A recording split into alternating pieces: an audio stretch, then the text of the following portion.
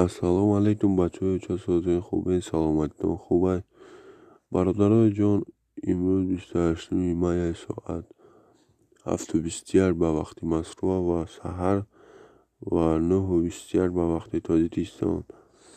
برادرای جان کورس امروزه ما در کانویر پلوس خیلی شما میدونین در کانویر پلوس امروز 1000 روبل 188 تومان و دلار باشد 15.9 یورو باشد 14.7.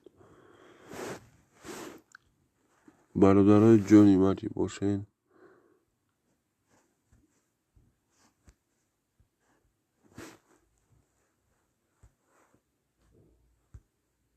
کورس بانک های تاجیکستان باشه.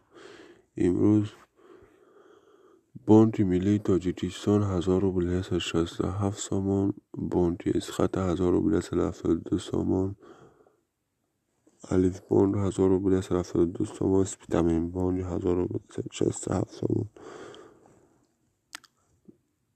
اولین بانک مالیوی خود 1000 روبل 72 سامان، همو 1000 روبل 72، اوحید بانک 1000 روبل 72، بانک بین المللی تاجیکستان 1000 روبل 72، 1000 روبل 67، کاسکومر بانک 1000 روبل 72، کامل بانک تاجیکستان 1000 روبل 149 و دوشنبه سیتی باشد 1000 روبل 72. برادرای جان لایک 500 فراموش نکنید. التماس 500 نین دستی شما پیشروی